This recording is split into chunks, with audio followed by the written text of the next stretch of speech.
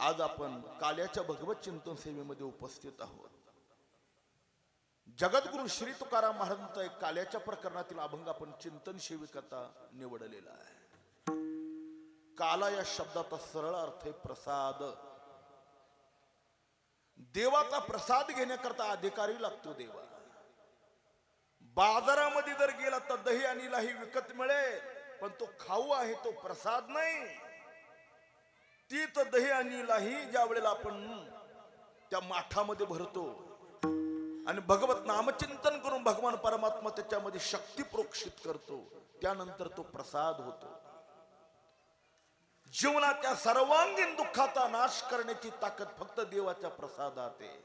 आणि तो प्रसाद खूप दुर्लभ आहे देवा. तुकोबराय सांगतात, देवाच्या प्रसादे करा रे भोजन, व्हाल कोण कोणा देकारे. सर्वांना देवाचा प्रसाद मिळत नाही. ज्याने भगवंताची सेवा केलेली, श्रद्धेने भगवंताचं नामचिंतन जो करतो ना, अशा भाविकाला देव प्रसाद देतो. तो प्रसाद घेण्याकरता अंतकरण स्वच्छ लागतं देवा. स्वच्छ अंतकरणामध्येच भगवान आपला प्रसाद प्रोक्षित करत असतात. अशुद्ध अंतकरणामध्ये भगवान आपला प्रसाद कधी देत नाही. कोंडाजी बाबा डेरे एक प्रसंग सांगायचे सांगून पुढे चालतो. रामदास स्वामी एकदा फिरता फिरता फिरता सकाळची वेळ होती आणि भिक्षा मागण्याकरता गेले. ज्या घरी भिक्षा मागण्याकरता गेली ती गृहिणी श्रीमंतही होती आणि भाविकही खूप होती देवा.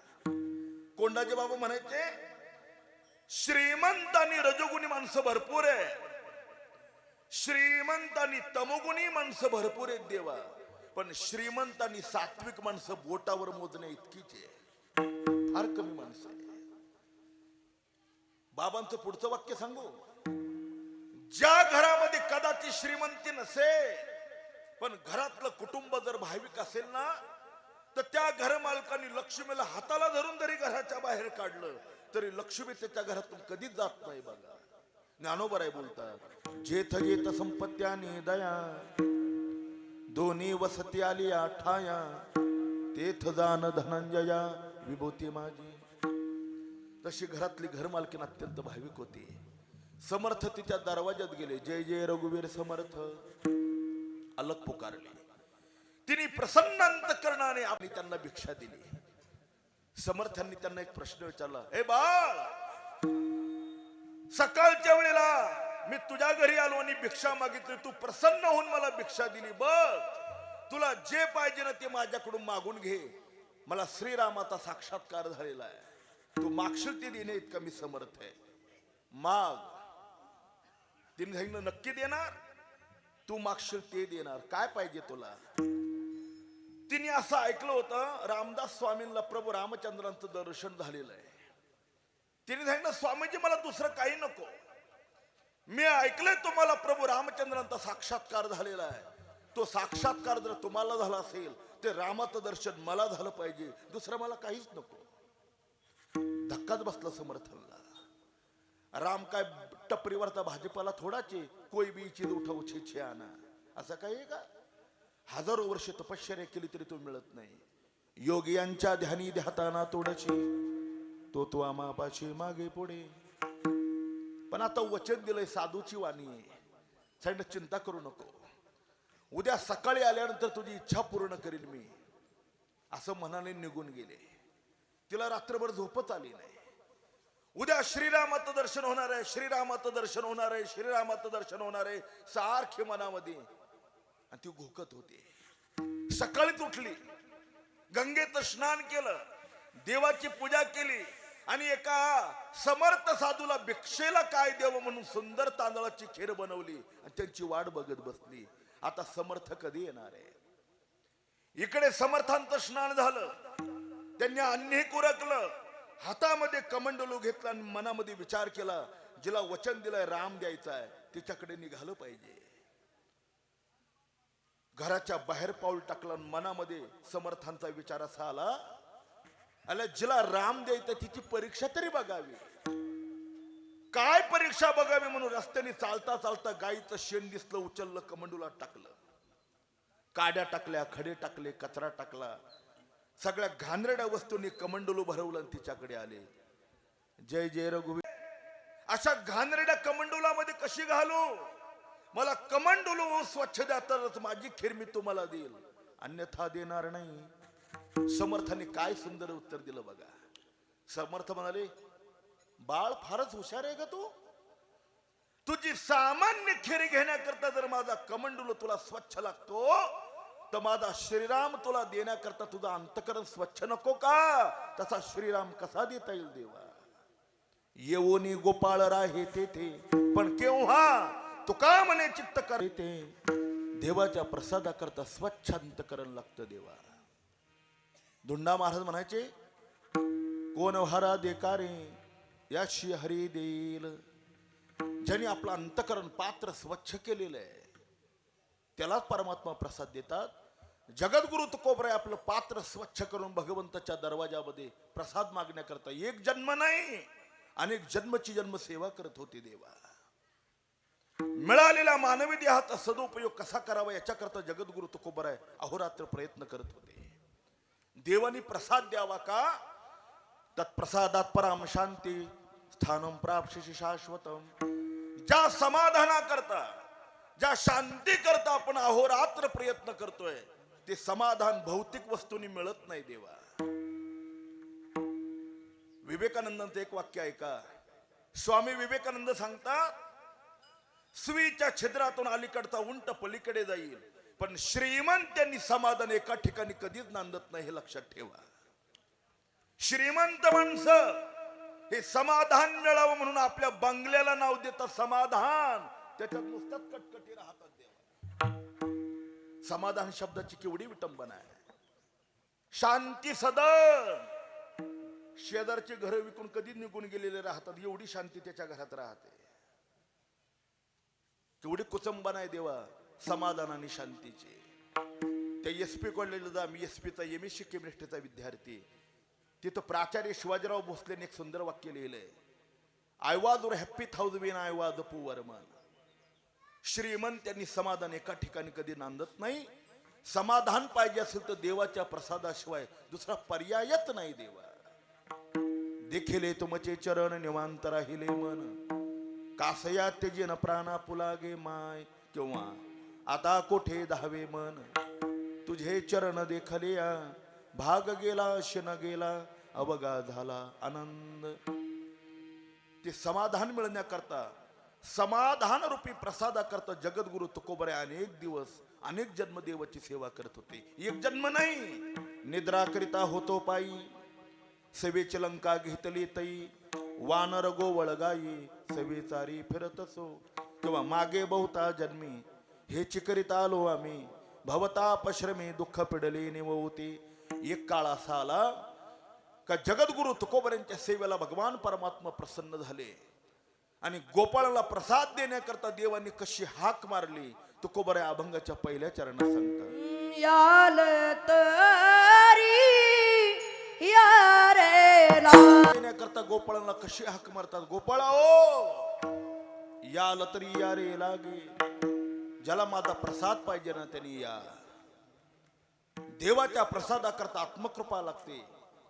एक वाक्य सांगतो गुरुवरे धुंडा महाराजांचं, जोपर्यंत स्वतःच मन परमार्थामध्ये कधी प्रसन्न होणार नाही तोपर्यंत देव आणि साधू जरी आपल्या पुढे उभा राहिला तरी आपलं कल्याण होऊ शकत नाही. बघा, स्वतःच मन परमार्थात प्रसन्न असलं पाहिजे. भजन करावं, चिंतन करावं हे आपल्या मनाने ठरवलं पाहिजे. स्वर्गाचं राज्य जरी तुम्हाला मिळालं आणि तुमचं भजनामध्ये मन प्रसन्न नसेल तर तुम्ही अपूर्ण आहात. जगातली सगळी लक्ष्मी जरी तुमच्या पायाखाली लोळण घेत असेल आणि भजन चिंतनामध्ये तुमचं मन रममान होत नसेल तर तुम्ही अपूर्ण आहात. देवा पूर्ण तोय ज्याचं मन परमार्थामध्ये अत्यंत प्रसन्न आहे. श्रीमद भगवद्गीता सांगते, उद्धरेदात्मनात्मानं नात्मानम अवसादये आत्मैव ह्यात्मनो बंधुर रात्मैव रिपुरात्मना. ज्ञानोबराय बोलतात, आपुले आपण करा सोडवन. किंवा चित्त नाही. शांतीब्रह्म एकनाथ महाराज पैठणला असे रस्त्याने चालले होते. रस्ता दुरुस्तीचं काम चालू होतं आणि खडी फोडणारी माणसं कमरेला फक्त लंगोटी होती पण अशी खडी फोडत होती भर उन्हात. अंगावरून घामाची लोंडीची लोंडे वाहत होते. नाथ महाराज म्हणजे मूर्तिमंत शांती सागर त्या खडी फोडणाऱ्याच्या जवळ गेले आणि त्यांना म्हणू लागले, का हो एवढा कुठं पैशाचा लोभ असतो का? अंग घामाने माखून गेलंय, लोंडीची लोंड्या अंगावरून घामाची वाहतात आणि खडी फोडता, द्या ती खडी फोडणं सोडून. एवढा कशाला पैशाचा लोभ पाहिजे तुम्हाला? खडी फोडणारे नाथ बाबा, पैशाचा लोभ कसला? एवढं कष्ट केल्याशिवाय गोळाभर अन्नच पोटाला मिळत नाही. अजून मालकीची घरं नाही, कोणाच्याही कापडी मंडपामध्ये पडीक जमिनीमध्ये तिथं पाल टाकतो तिथंच राहतो, पण एवढं कष्ट केल्याशिवाय गोळाभर अन्नच पोटाला मिळत नाही. एक क्षमा मागून वाक्य बोलू का? त्यावेळेला भ्रष्टाचार करणारी जमातच महाराष्ट्रात जन्माला आली नव्हती देवा. हे बियाणं आता जन्माला आलं. इतकी भामटी लोक जन्माला आली या महाराष्ट्रात की पानपोईचा ग्लास सुद्धा सुरक्षित राहत नाही, त्याला साखळीने बांधून ठेवावं लागतो, नाही तर तो सुद्धा लोक चोरून घेऊन जातात. या देशात, अरे ज्या देशात त्या स्वातंत्र्याकरता छत्रपती शिवाजी महाराजांसारख्या महापुरुषांनी आपल्या रक्ताचं बलिदान दिलंय देवा.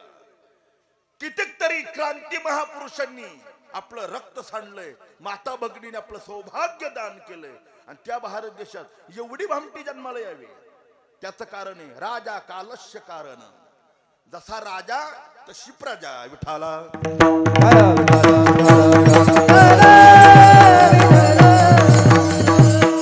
या देशातले स्वतःला सेवाधारी म्हणून घेणारे जर कोट्यवधी रुपयाचा भ्रष्टाचार करत असतील तर प्रजा काय करणार आहे देवा? तेच करणार आहे. पण एक काळ असा होता, प्रामाणिक लोक होते.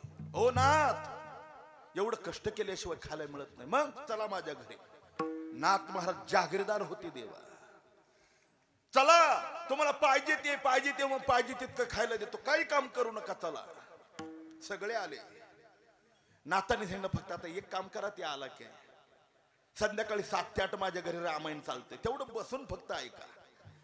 दिवसभर काय करायचंय, झोपायचं, जेवायचं तुमच्या मनावर, फक्त 1 तासाच्या पोथीला या. ठीक आहे म्हणाले.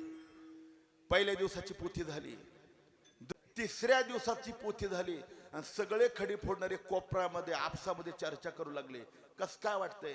लय अंग ठणकायला लागले. मग ते खडी फोडलेलंच बरं आहे, सकाळी सकाळी निघून जायचंय. नाथांच्या जवळ गेले, ना आम्हाला इथं नको, आम्ही खडी फोडायला जाणार आहे. नाथांना वाटलं काही चुकलं का, सेवा कमी पडली, पदर पसरला. हो आल्यासारखे 8-10 दिवस थांबा की लगेच का चालला? त्यांनी काय उत्तर दिलं ऐका. ओ नाथ बाबा, दिवसभर भर उन्हामध्ये खडी फोडलेली चांगली, पण तुमच्या 1 तासाची पोथी नको का? करंटे कपाळ ज्याचे नाम नाही वाचे देवा.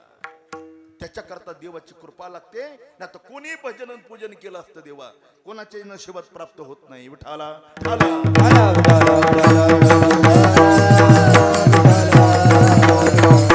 भगवान ते सांगतो, दे गोपाळाओ, ज्याला माझी सेवेचा प्रसाद पाहिजे, ज्याला समाधान पाहिजे, त्याने माझ्याकडे या. देवाने कोणाला आग्रह केलेला नाही. त्याचं कारण आहे, मानवी जीवनामध्ये देवानी सगळ्याला स्वातंत्र्य दिलंय. काय करायचं तुमच्या मनावर आहे. कीर्तनाला येऊन बसायचंय का तमाशाच्या फाडात जायचं, हे ज्याने त्यांनी ज्याचं त्याचं ठरवायचं. पण कर्माचं फळ मात्र ज्याला त्याला ज्याच्या त्याच्या पद्धतीने मिळतं. एक वर्ग तो मानवी देहाचा निरुपयोग करणारा आहे, एक वर्ग तो मानवी देहाचा दुरुपयोग करणारा आहे, आणि एक वर्ग तो मानवी देहाचा सदुपयोग करणारा आहे देवा. ज्याला माणसाच्या देहाची किंमत नाही अशी माणसं 2च काम करतात. कोणते 2? जांभळे घेतात आणि झोप घेतात, याच्या पलीकडे काहीच करत नाही. समजाव त्याला किंमत नाही. दुसरा वर्ग आहे तो दुरुपयोग करणार आहे. डोळे उघडे ठेवून आणि कान उघडे ठेवून ऐका देवा, हे ज्ञानोबरांचे सिद्धांत आहे. वर्तमान काळात जर तुम्ही पाप केलं वर्तमान काळात, तर भावी अनंत काळापर्यंत त्याचं दुःख भोगावंच लागतं. त्याला देव सुद्धा मदतीला पुन्हा धावून येत नाही. केले कर्म झाले तिची भोगाले, उपजले मेले ऐजकी. अगा कर्मी जे उरावे, ते तई सुख दुःखी फळावे, तया ते भोगावया यावे देहा एका. कळण्याकरता छोटासा प्रसंग सांगतो, पटकन पुढे जातो. भीष्माचार्य लहान होते, थंडीचे दिवस होते, आणि रस्त्याने चालताना एक सरडा पाहिला. तो उचलला काटेरी कुंपणावर टाकला. 6 पळ तिथं राहिला आणि खाली पडला आणि मग मेला. त्या 6 पळाचं व्यास त्यांना 6 महिने भोगावं लागलं. मी काय सांगतो लक्षपूर्वक ऐका. भगवत भक्त असलेल्या भीष्मांनी आपल्या आयुष्यात तेही अज्ञानपणामध्ये, ज्या काळात काही कळतच नाही, या वयात काय कळतं देवा पाप पुण्य, अशा वया एका जिवंत सरड्याला बाणाच्या टोकाने उचललं आणि काटेरी कोंपणावर फेकलं. त्याला जर 6 पळाचं दुःख भोगावं लागलं 6 महिने, तर 100 वेळेला विचार करून कुक्कुट पालन करणाऱ्याला किती पाप भोगावं लागेल याचा 100 वेळेला विचार करा आणि मग ही कुक्कुट पालन करा देवा. हे हसलेवारीच घेऊन जाऊ नका. ज्या ज्ञानेश्वर महाराजच्या वाणीला काय कल्प असत्याचा स्पर्श झालेला नाही, ते ज्ञानेश्वर महाराज म्हणतात, मुक्या प्राण्याला आज मारणं गोड वाटेल, पण जन्मची जन्म त्याचं पाप भोगावं लागेल. कारण हा मृत्यूलोक आहे, झाडा दिल्याशिवाय पुढे जाता येत नाही. म्हणून जीवनाचा दुरुपयोग करू नका, त्याचा सदुपयोग करा. आयुष्याच्या साधने सच्चिदानंद पदवी घेणे, देवाच्या प्रसादाकरता प्रयत्न करा. देवा जगद्गुरु तुकाराम महाराज हा प्रसाद मिळावा म्हणून सदुपयोग करत होते आपल्या जीवनाचा. आयुष्यभर भजन केलं महाराजांनी. नकळे दिवस के राती, अखंड लागली शे ज्योती, आनंद लहरीची गती, वर्णुमी किती तया सुका. या हेतूने भगवान आणि तुकोबरायांसहित गोपाळाला हाक मारतात, याले तरी यारे लागे. पण येत असताना संबंध ठेवून या, देवाशी संबंध जोडा. संसारामध्ये जसे आपली आई बाप भाऊ बहीण नातेवाईक जसे संबंध आहेत ना, तसा देवाशी नातं जोडायला शिका. देवा कृष्ण माझी माता, कृष्ण माझा पिता, बहीण बंधू चुलता कृष्ण माझा, किंवा विठ्ठल बाप माय चुलता, विठ्ठल भगिनी आणि भ्राता, विठ्ठले विन चाड नाही गोता, तुका म्हणे आता नाही दुसरे. हे बघा, एक वाक्य सांगतो गांभीर्याने, फक्त एवढं ऐका. संसाराशी किती नाती जोडली ना, तरी कठीण समयाच्या वेळेला संसारातली कोणतीच व्यक्ती धावून येत नाही. लक्षात ठेवा. मरणाच्या काळामध्ये कोण आपल्याला सोडवणार आहे? तुका म्हणे तुला सोडविना कोणी, एका चक्रपाणी वाचवण्या. दुंडा महाराज म्हणत की सगळी माणसं म्हणजे ताज्या घोड्याच्या गोमाशा आहे. जबबरी चळण गा तवबरी म्हणती माझा. आपण कोरोनात हे अनुभवलंय, हे मी स्पष्ट सांगण्याची काय गरज आहे देवा.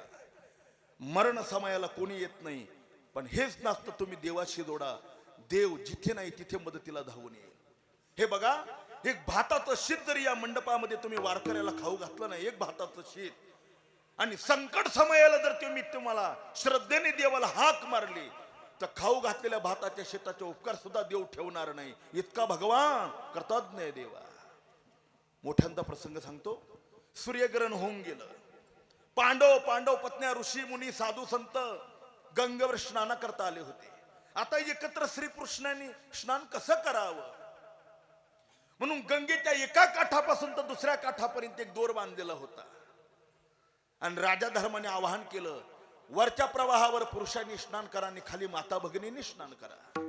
जवळजवळ सगळ्यांचं स्नान झालं. स्नानाचे 2 जण राहिले. पुरुषांमध्ये दुर्वासा आणि स्त्रियांमध्ये द्रौपदी माता. दुर्वासा स्नानाकरता गंगेमध्ये नदीमध्ये उतरले, पण अर्धा पाऊण तास झालं गंगेच्या पाण्याच्या बाहेर येतच नव्हते. देवा आपल्या कमरे एवढ्या पाण्यामध्ये ते उभे राहिलेले होते आणि आपलं हे अंग ते झाकून ठेवत होते.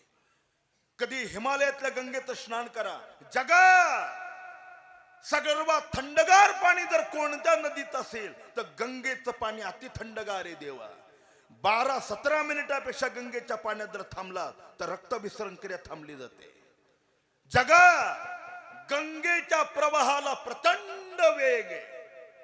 कर्मधर्म संयोगाने जर एखादा भाविक गंगेच्या पाण्यात जर वाहून गेला तर त्याला जिवंत वर काढण्याची व्यवस्था अजून विज्ञानाने सुद्धा केलेली नाही. इतकं गंगेचं पाणी वेगवान आहे. आणि अशा पाण्यात दुर्वासा कमरे इतक्या पाण्यात उभे राहिले होते. काय कारण असेल? कारण असं होतं, ब्रह्मचिंतनामध्ये मग्न असणारे दुर्वासा स्नानाकरता गंगेच्या पात्रात उतरले. त्यांच्या लक्षातच आलं नाही देवा, ते आपलं अंग घासू लागले. अंग घासता घासता त्यांच्या लज्जास्थानाची लंगोटी निसटली, ती गंगेच्या पाण्यामध्ये वाहून गेली. ते सर्व उघडे झाले म्हणून लाज राखण्याकरता गंगेच्या पाण्यात थांबले होते. आता मदत काय करावी? धर्माने द्रौपदी आईसाहेबांकडे पाहिलं. द्रौपदीने सांगितलं, चिंता करू नका, मी करते मदत. स्नान तिथं झालं होतं. त्यांनी शालू नावाचं वस्त्र असं परिधान केलेलं होतं. देवा तिने काय केलं, दुर्वासांना दिसणार नाही, कारण समोरासमोर जाण्याची हिंमत नव्हती दुर्वासांच्या.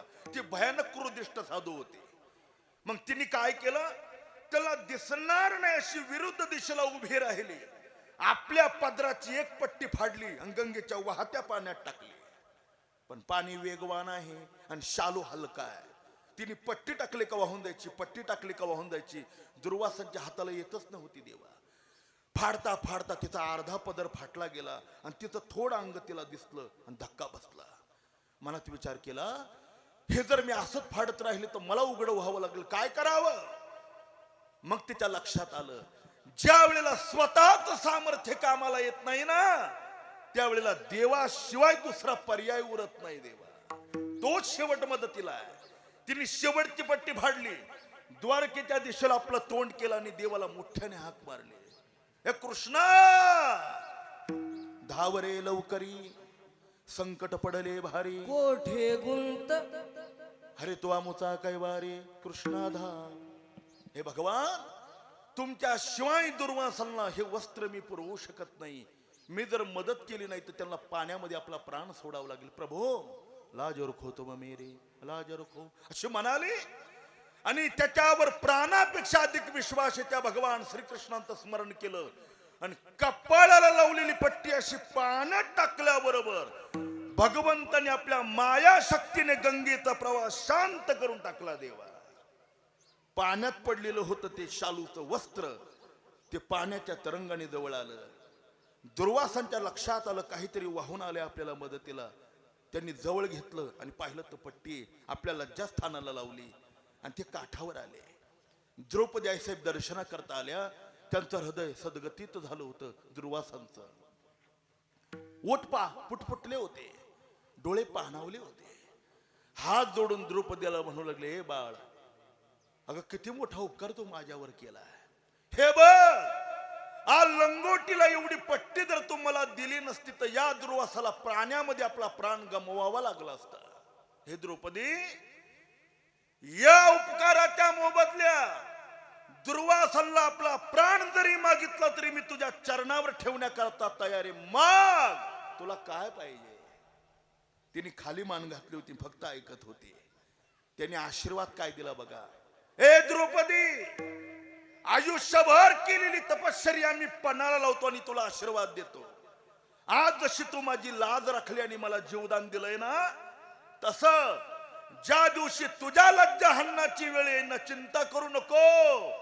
भगवान श्रीकृष्ण परमात्मा तुझी अनंत पटीने लाज राखेल. द्रौपदी, अनंत पटीने. हा दुर्वासांचा आशीर्वाद आहे. आणि ती वेळ आली देवा. भर सभेत आपल्या आई समान थोरल्या भाऊजाईला विवस्त्र करण्याकरता दुःशासनाने तिच्या फक्त वस्त्राला हात लावला तर दुर्वासांनी दिलेला आशीर्वाद भगवान श्रीकृष्णांना आठवला आणि भगवंताने द्रौपदीला वस्त्र पुरवले. पण केव्हा, बहिणीचं नातं जोडलं म्हणून वस्त्र पुरवले देवा. द्रौपदीने देवाला आपली बहीण मानलेलं होतं.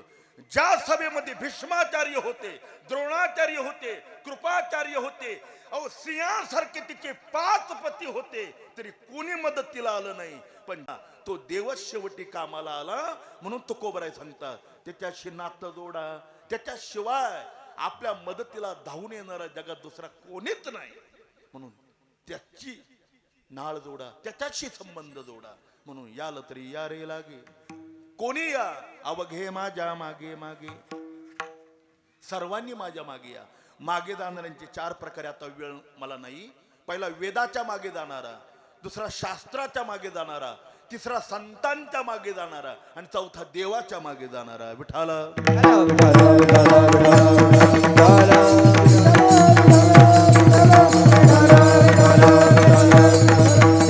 पहिला वेदाच्या मागे जाणारा. आपण खेडची परिसरातली मंडळी आहात, नियमाने भजन करणारी आहात. आपल्याला ते प्रमाण पाठ असलं पाहिजे आणि असेलही.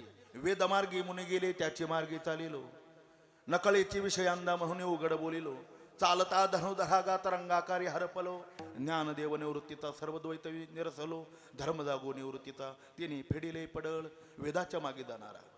दुसरा शास्त्राच्या मागे जाणारा. एक वाक्य बोलतो आणि थांबतो. 6 शास्त्राची सोडून द्या कमीत कमी गाथा आणि ज्ञानेश्वरी नावाचे हे दोन शास्त्र आपल्या घरात ठेवा बघा.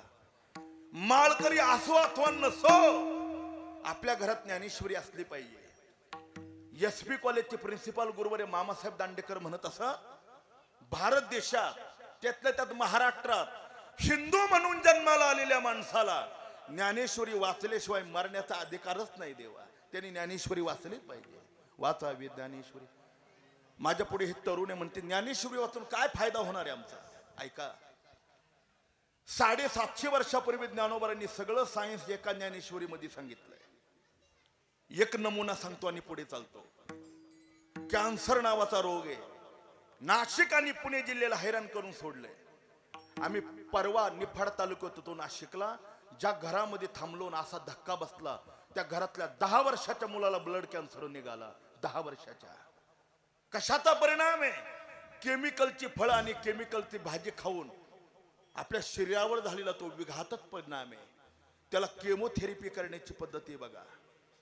ज्ञानोबा 17व्या अध्यायात केमो कसा करायचं ते सांगतात. ज्ञानेश्वर महाराज म्हणतात जगातला सगळ्यात विषारी सर्प कोबरा आहे. सर्व त्या कोबरा सर्पाच्या विषाचा फक्त एक थेंब घ्यायचा, 40 अंश सेल्सिअस पाण्यामध्ये उकळायचा, त्याला आयुर्वेदाची मात्रा मारून त्याची तीव्रता कमी करायची आणि त्या कोबरा सर्पाच्या विषाचा थेंब कॅन्सर झालेल्या रोग्याच्या शरीरामध्ये सोडायचा. कोबरा सर्पाच्या विषापासून कॅन्सरचे जंतू मारणं या थेरपीला केमो म्हणतात. हे जर 750 वर्षापूर्वी ज्ञानेश्वर महाराज सांगत असतील तर ज्ञानेश्वरी वाचायला काय बिघडले देवा तुमचं.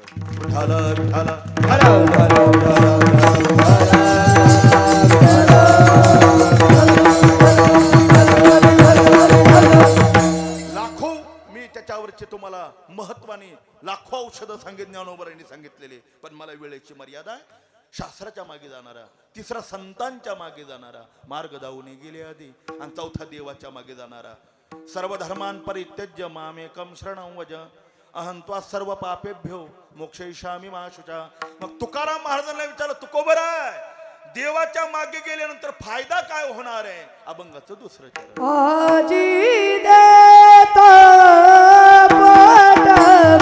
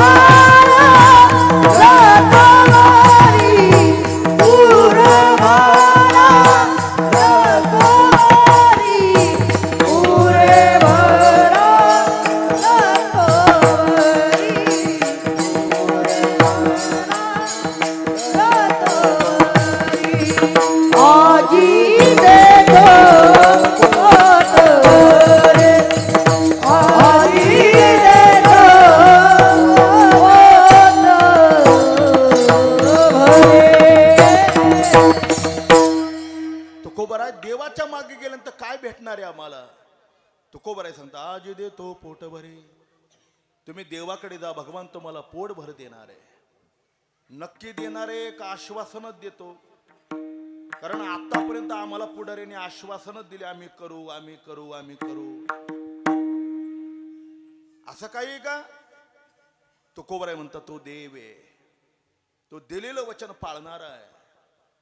त्यांनी सांगितलंय माझ्याकडे आल्यानंतर मी पोटभर देणार आहे. पोटभर म्हणजे किती? पुरे म्हणाल तो वरी तृप्त होईपर्यंत मी देणार आहे. आपण बहुश्रुत आहात.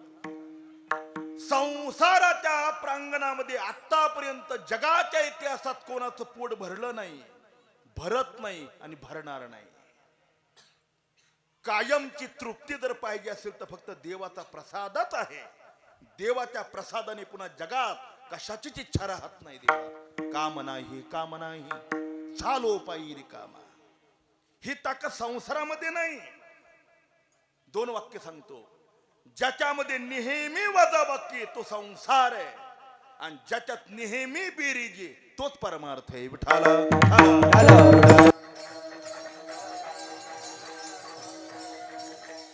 संसारात कशा कशाची वजाबाकी? पहिली आयुष्याची वजाबाकी, दुसरी पदाची वजाबाकी, तिसरी पदार्थाची वजाबाकी. मला सांगा, आतापर्यंत आपण जे जगत आलो, जे वय झालं, ते सगळं आयुष्य वजाबाकीमध्ये गेलं का बेरजेत गेलं? वजाबाकी. मग वाढदिवसाचे बोर्ड एवढे कशाला गावामध्ये लावतात? जागा लावायला राहत नाही. देवा वाढदिवस वाढदिवस वाढदिवस. कोणी कुत्र्याचा वाढदिवस करतं, कोणी मांजराचा करतं. अलीकडे काय प्रथा आहे, लोक लग्नाचा देखील वाढदिवस करू लागले. मामासाहेब दांडेकरांना एकदा प्रश्न विचारला, मामा लोक लग्नाचा वाढदिवस का करत असावेत? मामा फटकळ विनोदी होते. ती म्हणाले, झालेलं लग्न टकण्याची शंका वाटत असावी म्हणून वाढदिवस करत असावे. अरे क्षणोक्षणाला आयुष्य मृत्यूच्या जवळ चाललंय, मग वाढदिवस कसला? वारकऱ्यांनी वाढदिवस करणं म्हणजे महामूर्खाचं लक्षण आहे. त्याला ज्ञानेश्वरी कळाली नाही. ज्ञानोबांची ओवी वाचा. उपजलिया दिवस दिवशे हो लागे काळाची ताईशे वाढे करते नवशे होती गुडिया. किंवा नाथमारा सांगतात, घडोघडी काळ वाट याची पाहे अजून किती आहे अवकाश, अजून किती आहे अवकाश, अजून किती आहे अवकाश. घडी घडी काळ वाटयाची पाय अजून किती आहे अवकाश,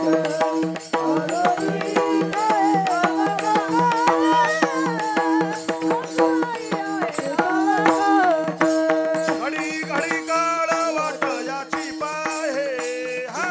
घडी काळ वाटयाची पाय, घडी घडी काळ वाट याची पाहे. ओ घडी घडी काळ वाटयाची पाय. हा घडी घडी काळ वाट याची पाहे अजून किती आहे अवकाश, अजून किती आहे अवकाश, अजून किती आहे अवकाश. घडी घडी काळ वाटयाची पाय अजून किती आहे अवकाश, अजून किती आहे अवकाश, अजून किती आहे अवकाश. कोंडाचे बाबा गमतीचा दृष्टांत सांगायचे. एका गृहिणीच्या जवळ एक साधू गेले, भिक्षा मिळाली आणि त्या साधूने सहज त्या मुलीला विचारलं, बाळ वय का ग तुझं? तिने सांगितलं, खरं वय सांगू का खोटं सांगू? खरं सांग की. माझं खरं वय 16 वर्षाचं तिने सांगितलं. मुलं बाळ किती आहे ग? 2 मुलं आहेत. 16 वर्षाच्या मुलीला 2 मुलं कसं शक्य आहे? चेहरा पाहिला तर त्याचं 16 वर्षाचं वय दिसत नव्हतं. म्हणून पुढचा प्रश्न विचारला, बाळ तुझं वय जर 16 वर्षाचं, तू म्हणते मग तुझ्या पतीचं वय किती? तिने हसत उत्तर दिलं, त्यांचं वय ना 10 वर्षाचं आहे. मग पुढचा प्रश्न विचारला, तुझ्या सासूचं वय? तिने सांगितलं 5 वर्षाचं आहे. मग रागाने विचारलं, तुझ्या सासऱ्याचं वय किती? तिने सांगितलं, ती अजून आईच्या पोटात ते जन्माला यायचे. साधूला लक्षातच ये नाही उत्तर अशी कशी दिली असावी. त्यांनी विचार केला, ही माझी टिंगल करणारी नाही, कारण मुलगी सात्विक आहे, मला भिक्षा दिलेली, पण विचारलेल्या प्रश्नाचं उत्तर दिले ते मला काही कळे ना, जरा समजावून घेतलं पाहिजे. हातातली भिक्षा पात्र झोळी बाजूला ठेवली. सांगितलं, बाळ खरं सांगू का, विचारलेल्या प्रश्नाचं उत्तर तू मला दिले पण मला कळालं नाही, जरा समजावून सांगशील? मग तिने काय उत्तर दिलं ऐका. बाबा सामान्यपणाने माझं वय 39 वर्षाचं आहे, मग 16 वर्षाचं का सांगितलं? परमार्थाला लागूनच 16 वर्ष झाली, बाकीच्या आयुष्याची वजाबाकी झाली, सांगून तरी काय उपयोगाचं आहे? पती परमार्थाला लागून 10 वर्ष झाले, कामाला येणार फक्त वय 10 वर्षाचं आहे, म्हणून तेवढं सांगितलं. बाकीचं कशा करता सांगू? सासूबाई आता कुठेतरी परमार्थाला लागल्या, त्याच्यात 2 वर्ष कोरोनात गेले, 5च वर्ष शिल्लक राहिले, म्हणून 5 वर्षाचं त्यांचं आयुष्य आहे. आणि सासरा एवढा अडदांडे, सगळ्या गावाने सांगून पाहिलं पण तो अजून काय कुक्कुटपालन सोडायलाच तयार नाही, म्हणून आईच्या पोटात आहे. आयुष्याची वजाबाकी होती देवा, ती होऊ देऊ नका. दुसरी पदाची वजाबाकी होती. सामान्य पद सोडा, ज्ञानोबरांनी सगळ्यात मोठ्याचं उदाहरण दिलंय. जगाचा कॅबिनेट मंत्री येतो इंद्र, अहो त्या इंद्राला जर कायमचं पद, मग सरपंचांनी कशाला वेडेपणा करायचा? प्रत्येक पंचवार्षिक आपल्याच घरात असली पाहिजे म्हणून. अहो इंद्राला कायमचं पद मिळत नाही. तो का म्हणे जाती पुण्यक्षयाद हो गती, त्यालाही कायमचं पद नाही देवा. आणि पदार्थ सुद्धा संसारातले कायमचे राहत नाही. जगात कायम टिकणारा आनंद म्हणजे परमार्थाचा आहे, आणि तो आनंद तुकोबराय सांगतात आम्ही देतो. आजी देतो पोटवरी. देवाच्या प्रसादाने आणि आनंदाने मनुष्य पूर्ण झाला की त्याला इच्छाच राहत नाही कशाची. राजा परीक्षिती शिकारीला गेला, त्याला तहान लागलेली होती. एका साधूंच्या पर्णकुटी पुढे गेला ना, मोठ्याने हाक मारली, महाराज मला पाणी द्या. साधू समाधिस्थ होते, त्यांच्या लक्षात आलं नाही. राजाला राग आला. भारत देशाचा मी राजा असताना देखील मला एक साधू पाणी देत नाही, शिक्षा दिली पाहिजे यांना. काय शिक्षा द्यावी म्हणून जवळ एक मेलेला सर्प पडलेला होता. तो सापही मेलेला नव्हता, त्याने मेलेलं सोंग केलं होतं. का बरं? परीक्षितीच्या आजोबा अर्जुनाने खांडववन नावाचं अरण्य जाळलं ना, त्याच्या सगळ्या सर्पांच्या जाती जळून गेल्या. सर्पाचा राजा तक्षक एकटाच जिवंत होता, आणि तो मारण्याकरता परीक्षितीला आला होता, पण निश्चेष्ट होऊन म्हणजे मरणाचं सोंग करून तो पडला. तहानलेल्या राजाच्या लक्षातच आलं नाही. बाणाच्या टोकाने तो साप उचलला, समाधीमध्ये असलेल्या साधूच्या गळ्यामध्ये घातला, आणि परीक्षिती निघून गेला. त्या ऋषींचे चिरंजीव ऋषीपुत्र संध्या करून आले आणि वडिलांच्या दर्शनाकरता म्हणून गेले, तर त्यांना असं भयानक दृश्य पाहिलं. आपल्या बापाच्या गळ्यात मेलेला सर्प कोणीतरी अडकवलाय. राग अनावर झाला देवा. हातामध्ये पाणी घेतलं आणि शाप दिला. अंतर्मुख होऊन पाहिलं, सांगितलं, राजा परीक्षिती, माझे वडील समाधीमध्ये असताना त्यांचा एवढा अपमान केला की मेलेला सर्प तुम्ही त्यांच्या गळ्यात टाकला. हे बघा मी शाप देतो, या सर्पाचा राजा तक्षक 7व्या दिवशी दंश करून तुम्हाला ठार मारे. शापवाणी ऐकल्याने बाप समाधीतून जागे झाले. ती साधू, अरे वेड्या, तहानलेला राजा होता आणि एक मेलेला सर्प माझ्या गळ्यामध्ये घातला, तर त्याला एवढी मोठी शिक्षा दिली तू. आता एक काम कर, जा परीक्षितीला सांग 7व्या दिवशी तू मरणार आहे, मरणाची तयारी कर. आपल्यालाही 7व्या दिवशी मरायचंय, आपणही तयारी केली पाहिजे. तयारी करे म्हणजे नोटाची बंडल घेऊन अशी उशाला झोपायचं नाही. मग काय करायचं? तयारी, भजन पूजन केलं पाहिजे, ज्ञानेश्वरी गाथा वाचला पाहिजे, मिळेल त्या वेळामध्ये आपण परमार्थ नामचिंतन केलं पाहिजे देवा. मामासाहेब दांडेकर सांगत असत, संसारामध्ये एक वर्ग अति हुशार आणि शहाणा आहे, एक अज्ञानी महामूर्ख आहे. शहाणा कोण? ज्या दिवशी आपल्या पायाची चप्पल आपल्या मुलाच्या पायाला आली ना, शहाण्या बापाने आपल्या करदोऱ्याच्या चाव्या सोडायच्या आणि मुलाच्या हातात द्यायच्या. ए बाळू, तू आणि तुझा प्रपंच बघ. खांद्यावर पताका घ्यायची आणि महिना आळंदीची वारी करायची. शहाणा बाप आहे देव तो. आणि दुसरा इतका मूर्ख आहे, तो करदोऱ्याच्या चाव्या अशा सोडून देत नाही, त्याच्या इळ्याने कापून घ्याव्या लागतात. आता कधी घ्याव्या लागतं हे मी सांगू का तुम्हाला? कसली वेडी माणसं आहेत देवा. म्हाताऱ्या माणसांची एवढी कीव येते आम्हाला. ते म्हणतात लगाम सोडायचं नाही. लगाम लगाम धरता धरता घोडं जातं निष्ठून, हातात नुसता लगाम राहतून पुन्हा काय राहत आहे? अरे किती दिवस करायचं हे? कधीतरी शहाणं झालं पाहिजे आणि भगवत नामचिंतना करता आपण वेळ दिला पाहिजे. आपण आपल्या मरणाची तयारी केली पाहिजे. परीक्षितीला कळालं मला शाप मिळालाय. योग असा, शुकाचार्य आले, गंगेच्या काठावर परीक्षितीला बोलावून घेतलं आणि श्रीमद भागवत सांगू लागले. सर्वांगाचे कान करून राजा परीक्षिती श्रीमद भागवत ऐकत होते. 5 दिवस झाले देवा, आता 2च दिवस राहिले होते. शुकाचार्य विचार करू लागले, मी साधू आहे,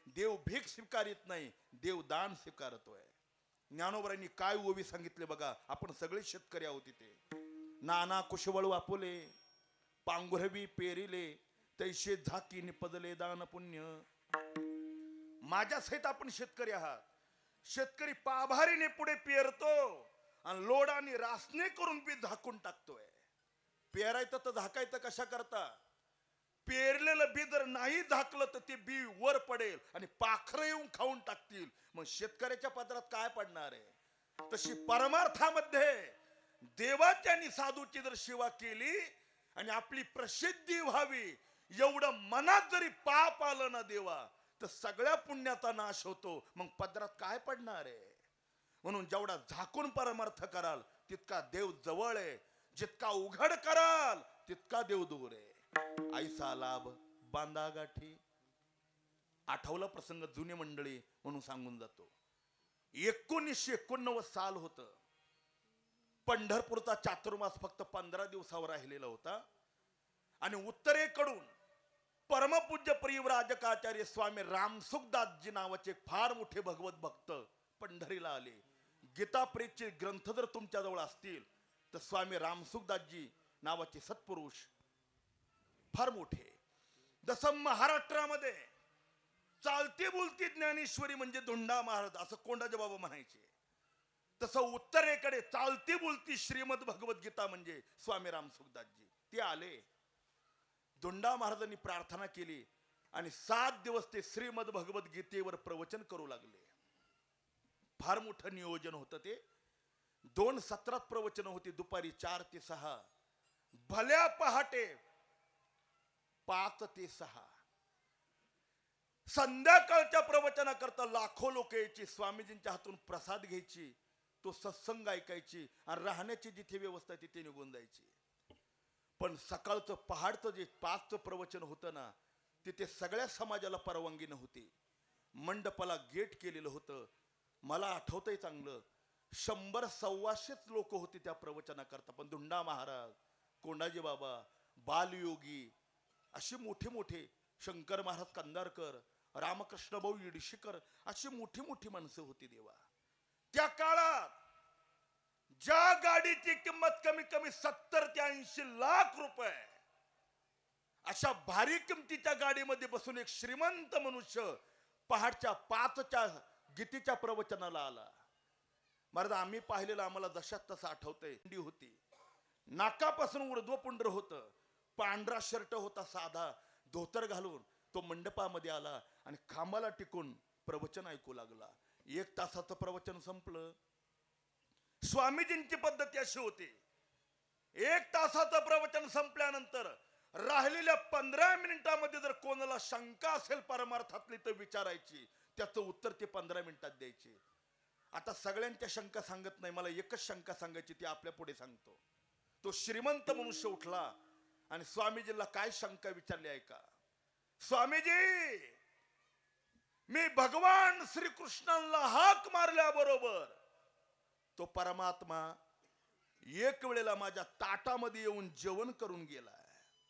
हे आम्ही प्रत्यक्षात ऐकलेली शंका सांगतोय, कानोवानी ऐकलेली सांगत नाही देवा. त्या घटनेचा मी साक्षीदार आहे. 1989 सालचा. भर सभेत विचारला होता प्रश्न, ओ स्वामीजी, मी पुंडलिकाच्या वाळवंटात आहे आणि पांडुरंगाची शपथ घेऊन सांगतो की भगवान श्रीकृष्णांनी एकदा मी हाक मारल्याबरोबर तो आलाय, माझ्या ताटामध्ये जेवण करून गेलाय, मला दर्शनही दिलंय, पण पुन्हा कितीतरी वेळेला मी त्याला बोलवतो तो येत नाही. काय चुकलं माझं? माझा फक्त दोष सांगा. ते विचारण्याकरताच मी आलोय. काय उत्तर दिलं त्या प्रश्नाचं ऐका. स्वामीजी व्यासपीठावरून बाजूला आले. त्यांच्या अंगाला असं दरदरून घाम आलेला होता. त्यांनी सांगितलं, हो तुम्ही किती भाग्यवान आहे. सगुण साकार होऊन भगवान परमात्मा तुमच्या ताटामध्ये येऊन प्रसाद घेऊन गेला आणि तुम्हाला दर्शन दिलं. पण तुमच्याकडून एक मोठी चूक झाली. मोठी कोणती हो? देवाने जे दर्शन दिलं ना, त्याची आलेली अनुभूती तुम्ही हृदयामध्ये झाकून ठेवली नाही. मग अभिमानापोटी स्वतःची प्रसिद्धी व्हावी म्हणून तो अनुभव सामान्य लोकांना सांगत बसलात, त्याच पापाचा हा परिणाम आहे. यांचं असं तर 100 रुपये पोहायला देऊन 100 वेळेला नाव घेणाऱ्याचं कसं आहे त्याची त्यालाच विचारा पुन्हा. आणि लक्षात ठेवा, देवाची सेवा अनमोल आहे, ती कोणालाही घडत नाही. म्हणून तुमच्या सौभाग्याने देवाने तुमच्या पदरात हे दान टाकलंय देवाच्या सेवेचं. म्हणून प्रसिद्धी करता कधी त्याचा वापर करू नका. तुकोबराय सांगतात, कोणी कोणाशी न बोला आजी देतो पोट बरी, पुरे म्हणाल तो वरी. तुका म्हणे सांडा घाटे तेने भरू नका पोटे, आजी देतो पोट भरे पुरे म्हणाल तो वरी. विठोबा रखुमाई विठोबा रखुमाई, विठोबा रखुमाई, विठोबा रखुमाई, विठोबा रखुमाई, विठोबा रखुमाई. विठोबा रखु. चरण आहे. या अंतिम चरणामध्ये भगवान श्रीकृष्ण परमात्मा अवतार धारण करण्याकरता सज्ज झालेले आहेत. का भगवंताने अवतार धारण केला गीता सांगते, परित्राणाय साधूनां विनाशाय च दुष्कृतां धर्म संस्थापनार्थाय संभवामि युगे युगे. या पृथ्वीवर कंस, जरासंग, मुष्टिक, पौंड्रक अशा महाबलाढ्य उन्मत्त राक्षसांचा जन्म झाला. पृथ्वीवर पाप झालं देवा, पाप.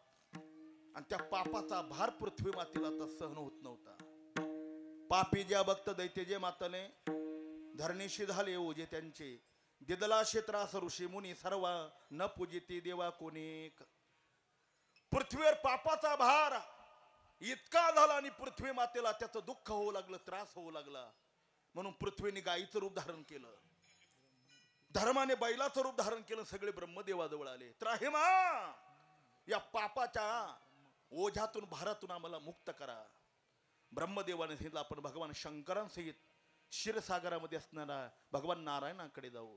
सगळे भगवान नारायणाकडे आले आणि प्रार्थना केली, कृष्णाय वासुदेवाय हरये परमात्मने प्रणतक्लेशनाशाय गोविंदाय नमो नमः.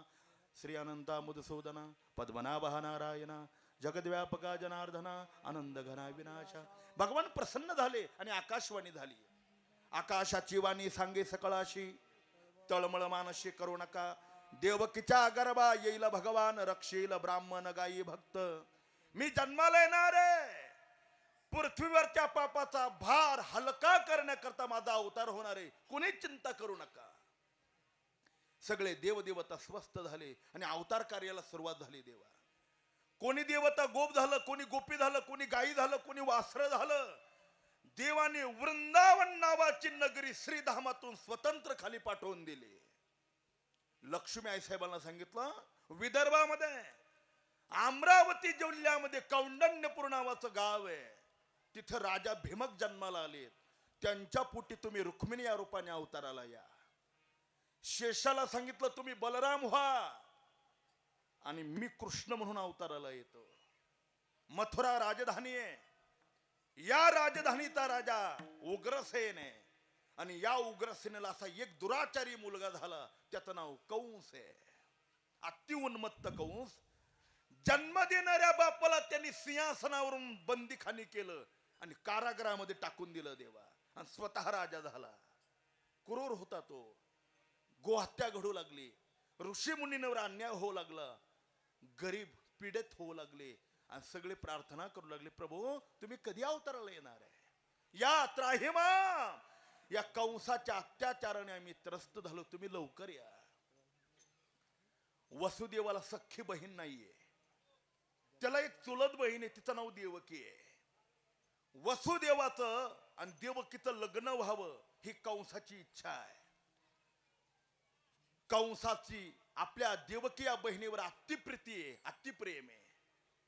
आणि वसुदेव सत्यवचनी आहे, तो मथुरेचा प्रधानच आहे पण बलशाली आणि सत्यवचनी आहे.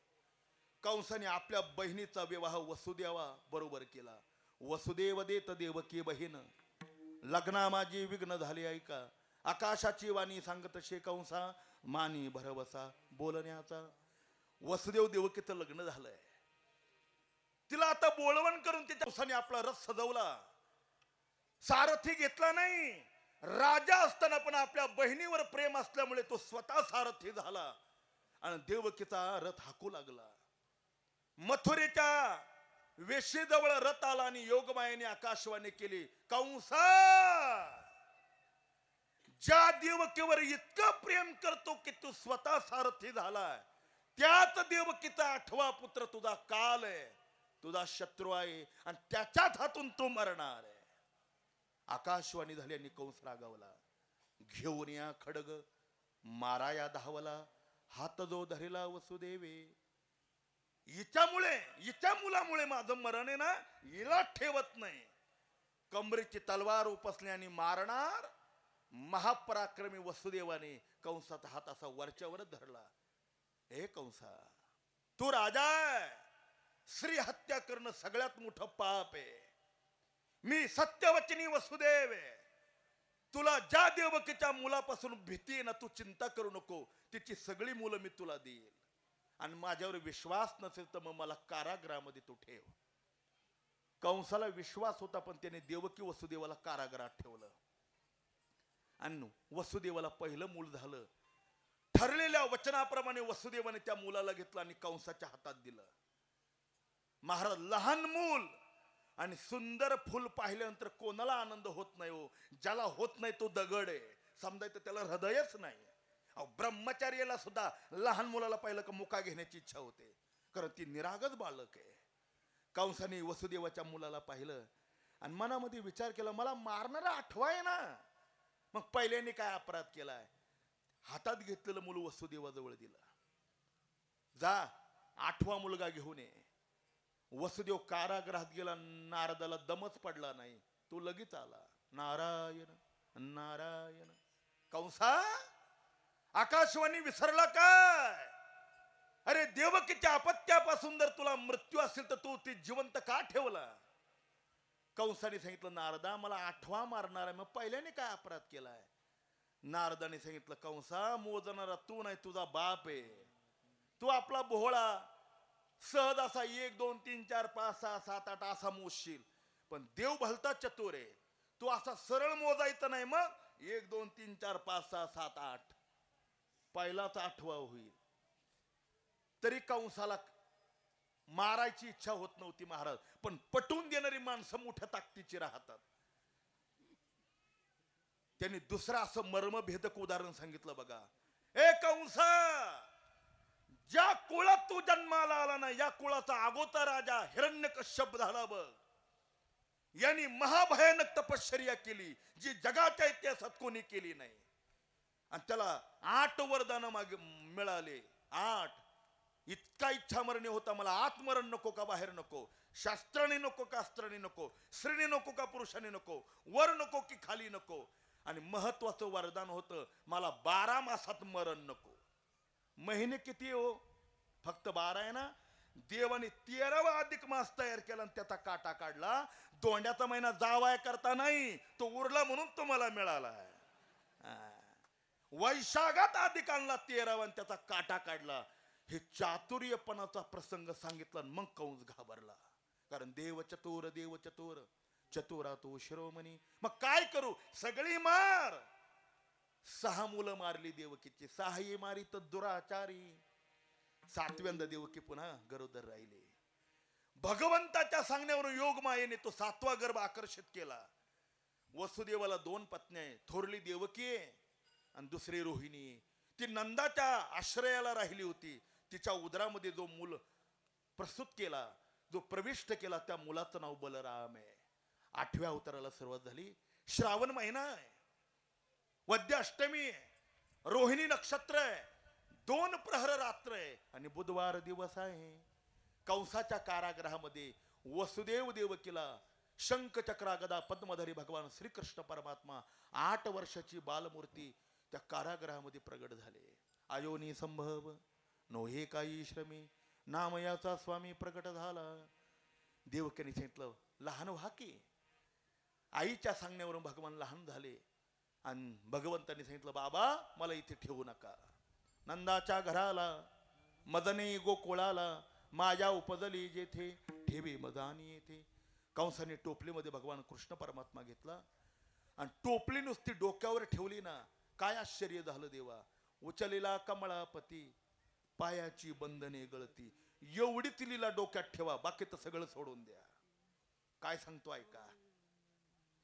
ज्याने देव डोक्यावर घेतला, देव जगात असं बंधन नाही का त्याला बांधू शकेल देवा. जगात फक्त ज्याने देव डोक्यावर घेतलाय त्याला जगातलं कोणतंच बंधन बांधू शकत नाही.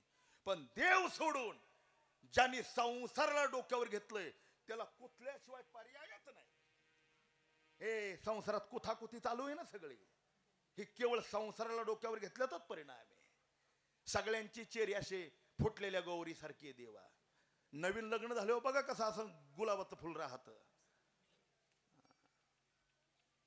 अलीकडे आमचे गुरुजी सांगायचे लव्ह मॅरेज केले एका मुलाने. मित्रांनी विचारलं तिच्यामध्ये असं तुला काय दिसलं का तू तिला लव्ह मॅरेज करून घरी आणलं. तो म्हणाला अहो ती चंद्रमुखी आहे. पहिल्यांदा त्याला चंद्रमुखी वाटली.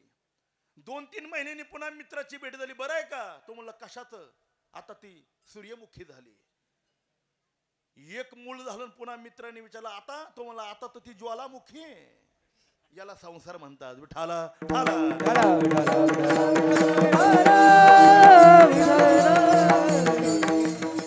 संसार करा, तो करावाच लागतो. त्याला डोक्यावर घेऊन नाचत बसू नका. बंगला मिळाला ना मिळू द्या, प्रारब्धाने मिळालाय त्याच्यात रमू नका. पैसा मिळाला मिळू द्या, त्याच्यात रममान होऊ नका. सत्ता मिळाली मिळू द्या, त्याच्यात रममान होऊ नका. देवा ते कर्तव्य आणि सेवा म्हणून ती स्वीकारा, पण देवाला डोक्यावर घेऊन त्याचं भजन करा. जीवनात आयुष्यात कधी दुःख येणार नाही. तुमच्या जीवनात कधी दुःख येऊ शकत नाही ज्यांनी देवाला डोक्यावर घेतलंय. कंसाने देवाला आपलं वसुदेवाने देवाला डोक्यावर घेतलं. निघाला. यमुना दुथडी भरून चाललेली होती. वसुदेवाने पहिला पाऊल ठेवला. देवाने टोपलीतला पाय बाजूला काढला. यमुनेला दर्शन दिलं. पुढं चरडला चाट, त्या शिला वितांगुष्ट आणि रस्ता दिला. यमुना माईने रस्ता दिला. भगवान श्रीकृष्ण परमात्म्याला घेऊन वसुदेव नंदाच्या वाड्यात गेले. वाडा उघडा होता. यशोदेला माया नावाची मुलगी झालेली होती. तिला माहित नव्हतं. गंमत अशी, देव जन्माला आले ना सगळं जग जाग होतं, आणि माया जन्माला आली ना आईला सुद्धा माहित नाही. सगळे झोपी गेलेले होते. हा मायेचा प्रताप आहे देवा. चांगले चांगले झोपी जातात मायेमध्ये. जशी आई झोपी गेली यशोदा, वसुदेव जवळ गेले. टोपलीतला कृष्ण परमात्मा तिच्या जवळ ठेवला आणि तिची माया नावाची मुलगी घेतली. माया कारागृहात आली आणि अशी आरुळी ठोकली. रडे माया करिया कांत, नामा म्हणे उठते दूत. ते राक्षस उठले. कंसाला बातमी कळाली, तुम्हाला मारणारा तुमचा शत्रू जन्माला आला. तो पळतच आला. देवा त्या वसुदेवाच्या हातात मुलगा का मुलगी त्यांनी विचारच केला नाही. हिसकावून की आपत्य घेतलं. पायाला धरलं कंसाने आणि गरगर फिरून अशी आपटणार ना माझ्या हातातूनच निष्ठून गेली. तुझला गे वधी उपजला मदादी. कंसाला बातमी दिली, ए वेड्या कंसा, मला काय मारतो. तुला मारणारा तुझा बाप माझ्या अगोदर गोकुळात जन्माला आलाय. शोध घे, तो तुला मारणार आहे. कंस घाबरला. देवा त्यांनी दरबार भरवला. माझ्या शत्रूला कोण मारणार आहे. आरक्षणाचा फायदा पहिला पुतणीने घेतला. पुतना मारण्याकरता आली. देवाने पुतना कंटक नष्ट केली. आपल्या स्तनामध्ये तिने काळकुट्ट नावाचे विष भरलं होतं. देवाने तिला मारून टाकलं. पुतना कंटक नष्ट केली. मग अगासूर, अरिष्टासूर, धेनुकासूर, वत्सासूर सगळे असुर मारले. मावळ भट्टाला फक्त मारलं नाही देवाने. का मारलं नाही. देवाने वचन दिलं होतं, मी ब्राह्मणाला, गाईला आणि माझ्या भक्तांना हात लावणार नाही, त्यांचं संरक्षण करील. रक्षील ब्राह्मण गायी भक्त. तो मावळ भट्ट राक्षस होता, पण ब्राह्मणाच्या रूपात आला म्हणून देवाने त्याला मारलं नाही. पण अशी फजिती केली देवा त्याची. जानवे तुटले, पंचांग फाटले, धोतर गळाले ढुंगणाचे. त्याला इच्छाच ठेवली नाही पुन्हा. आणि मग भगवान रांगू लागले. आता हे सगळे लहान मुलं यांची पाठ नाही म्हणून मी सगळं म्हणत नाही. रांग तोरंगणी चोरी तोलोनी धावून धरते गवळणी वो, बांधिती चरणी देती गाराने यशोदे साजनी वो. कृष्णा आळवा आळवा परतुनी मातेला गा कृष्णा आळवा. भगवान रांगायला लागले. रांगता रांगता भगवान मोठे झाले. पेंद्या, सुदाम्या, वर्जा, वाकड्या, मधुमंगल अनेक गोपाळ भगवंतांनी जमा केले. सगळ्यांची शरीराशी काडी छाप पैलवान होते देवा. भगवंतांनी सांगितलं, का रे तुमच्या घरी दही दूध नाही का. भरपूर आहे, मग तुम्ही खात का नाही? गोपाळाने सांगितलं आई देतच नाही तर खायचं काय? आई सगळं मथुरेच्या डेअरीला घेऊन जाते आणि आम्हाला ताक प्यायला देते. ताक ज्याच्यात ताकद नाही त्याचं नाव ताक. ज्याला भाताचं शीत पचत नाही डॉक्टर म्हणतात प्या ताक. आता काय करणार आहे? ते ताक आम्हाला जर प्यायला दिलं तर धष्टपुष्ट कसे होणार? आई देत नाही ना, मग चला माझ्या बरोबर. यालं तरी या रे लागे. ते पेंद्या हुशार होतं महाराज. तो म्हणाले देवा 11:15 वाजले, सांग तू आम्हाला देणार आहे म्हणतो, पोटभर देणार म्हणतो, माझ्या घरचं देणार का तुझ्या घरचं देणार?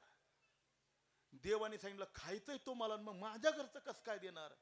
मी तुमच्याच घरचं तुम्हाला देणार. मग मला कळालं मोठी माणसं स्वतःच्या घरचं काहीच देत नाही, सगळं दुसऱ्याच्याच घरचं देतात. त्याचंच नाव मोठं आहे. भगवंतानी मी देणार म्हणून वचन दिलं. गोपाळांनी सांगितलं पण आई घेऊ देणार नाही ना. देवाने सांगितलं चोरी करायची. अरे चोरी करणं पाप आहे. अरे काय चोरल्यावर पाप लागतं माझं ऐका तरी. हक्काची वस्तू मागून नाही मिळाली तर संघर्ष करा. संघर्ष करून नाही मिळाली तर मग चोरी करा. पाप लागत नाही. फक्त वस्तू आपली पाहिजे, ती हक्काची पाहिजे. गोपाळांनी सांगितलं पण चोरी करताना जर आईने पकडलं तर ती मारीन ना. देवाने सांगितलं मला मंत्र येतोय. तो मंत्र म्हटला का चोर चोरी सापडत नाही. तुम्ही ऐकून ठेवा, कधीतरी कामाला येईल. मंत्र कोणता आहे? चोरीचं शास्त्र ज्या ऋषींनी बनवलंय त्या ऋषींचं नाव कफल्लम ऋषी आहे. कफल्लम कफल्लम कफल्लम असं म्हणाला तर कोणताच चोर चोरी सापडत नाही. कृपया प्रयोग करू नका. मी अजून केला नाही. माझा सक्सेस झाला का मग तुम्हाला मी फोन करून कळवेन. देवाने नवनीत चौर्य मंडळ स्थापन केलं आणि चोरी करायला निघाले. गवळणी सांगती गारहानी रात्री आला चक्रपाणी खाऊन दही दूध तुपलोनी अवगी फुडली विरजनी हे ग बाया माशी पाहावे ना यशोदे बाळ तुझा काना कोठावर सोसू धिंगाणा.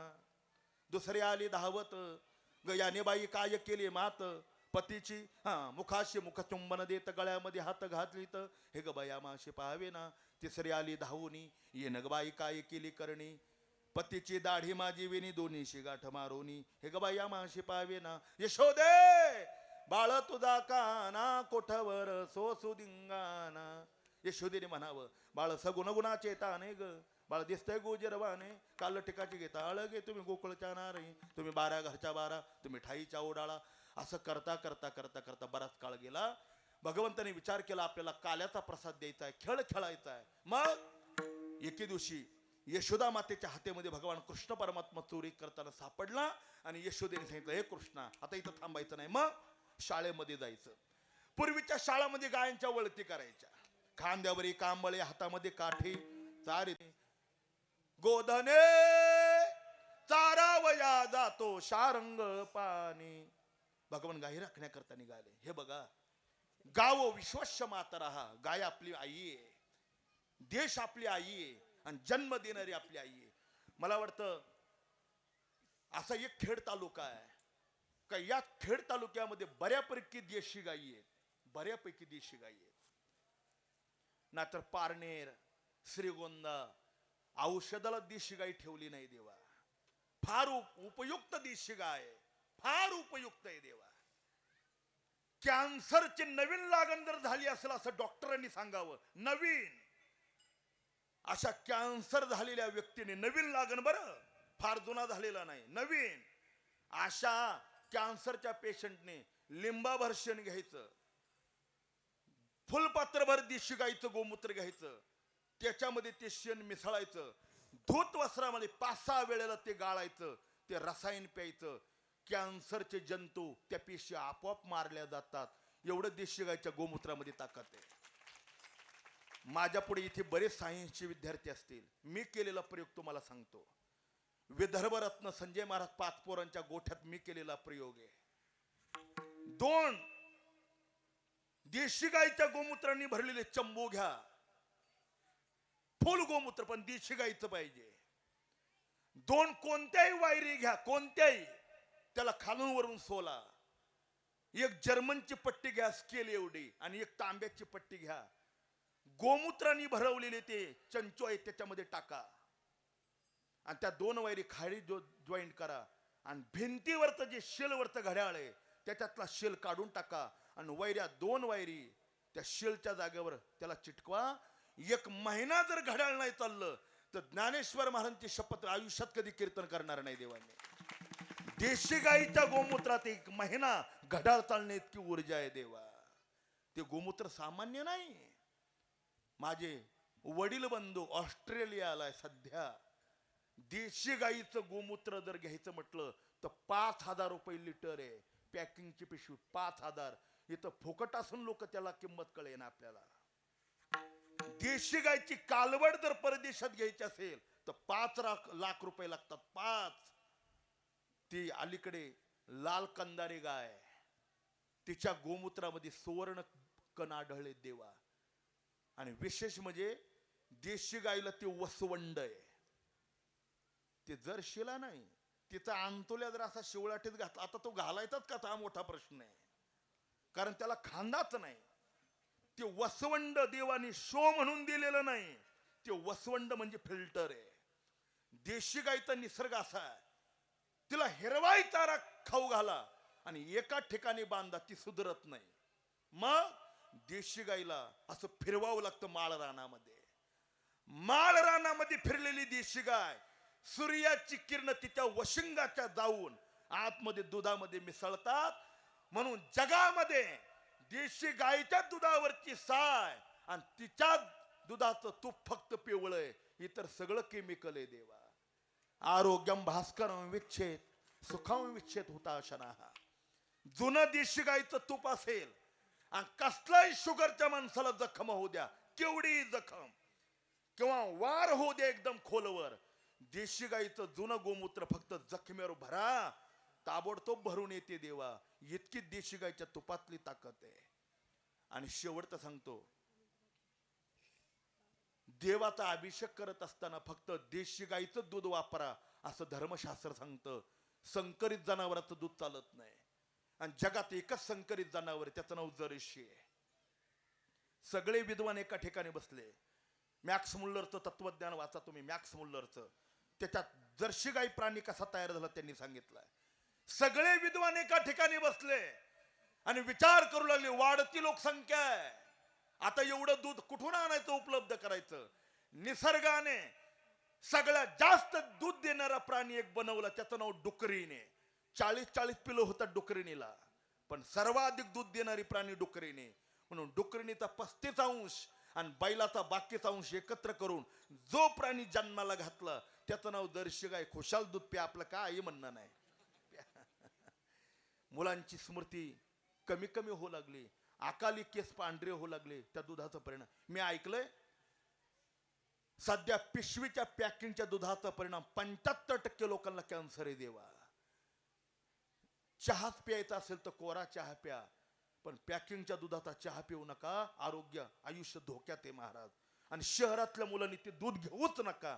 आणि तुम्ही जरी पिलात तरी तुमच्या लहान मुलांना पाजू नका. त्यांचं आयुष्य कशाला धोक्यात आणता तुम्ही. म्हणून लहान मुलाला चहाही देऊ नका आणि जमेल तर पॅकिंगचं दूधच देऊ नका देवा. ते विष आहे. डेअरीचं नाव सांगत नाही, मला संभावितपणा आडवा येतोय. सांगायला काय मी घाबरत नाही, पण संभावितपणा आडवा येतो म्हणून सांगत नाही. पारनेर तालुक्यात अशी एक डेअरी आहे देवा, माझ्या डोळ्याने पाहिलंय. माझी चुलती तिथे कामाला आहे. कोलगेटच्या टूप सारखी पांढरी शुभ्र टूप एवढीशीच घेतली होती त्यांनी आणि 200 लिटर पाण्यामध्ये ती सोडली. त्याचं दूध तयार केलं त्यांनी आणि तेच पॅकिंगच्या पिशवीमध्ये भरलं आणि मुंबई सारख्या शहरामध्ये ती पाठवतात. त्यांना एवढी लाज वाटत नाही.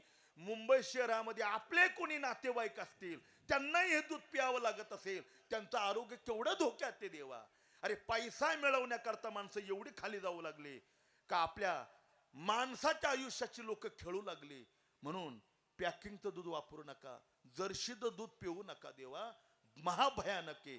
दूधच प्यायचं असेल तर मग देशी गाईचं प्या.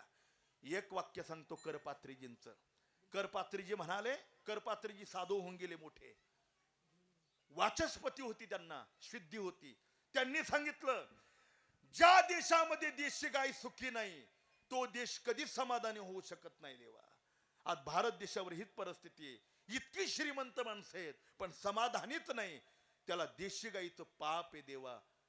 एक वाक्य सांगू, वाघाला पाहिल्यानंतर तो छलांग मारून माणसाला फाडून खातो, त्या वाघाकरता या सरकारने अभयारण्य बनवलीत.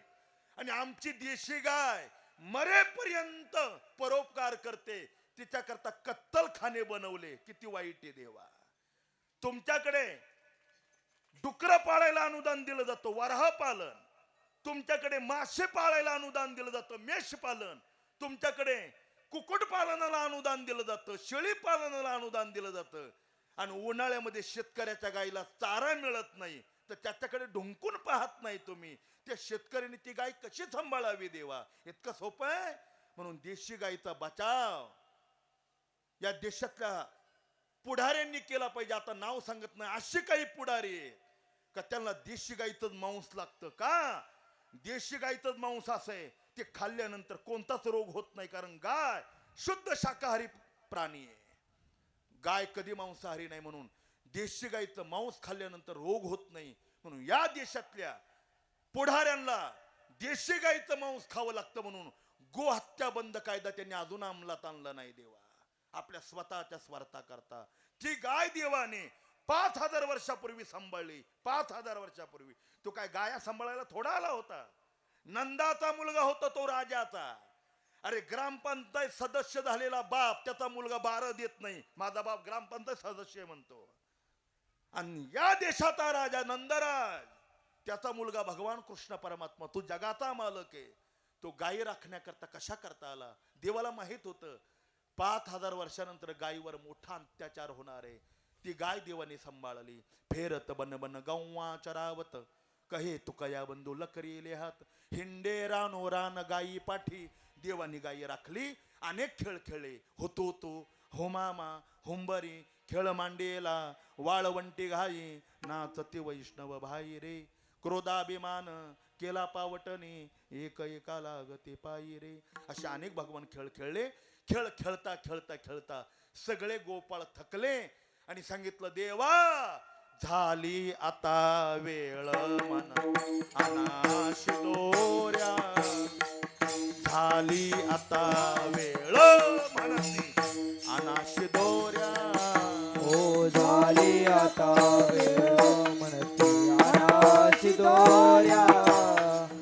झाली आता वेळ म्हणते अनाश दोऱ्या. काम सारोनी सकळ, सारोनी सकळ. अवघे शिनलते गोपाळ. अवघे चदरते गोपाळ. झाली आता वेळ म्हणती अनाश दोऱ्या.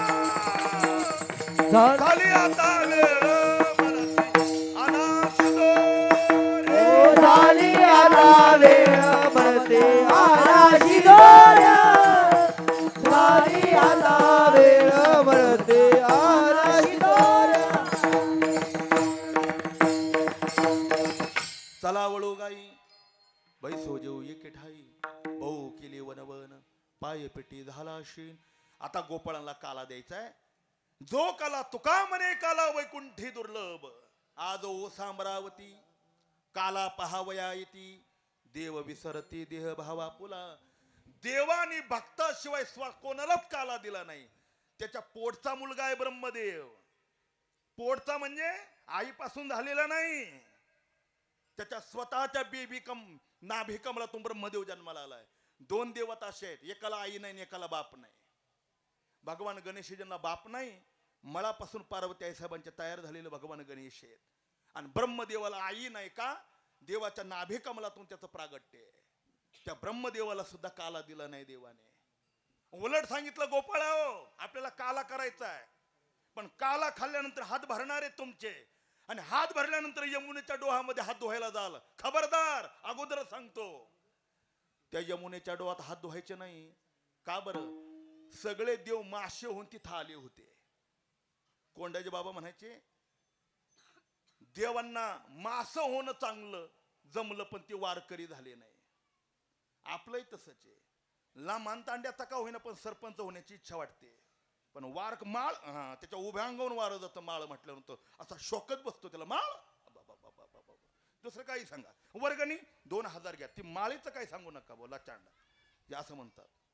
तसं ते ब्रह्मदेव मासा झाला.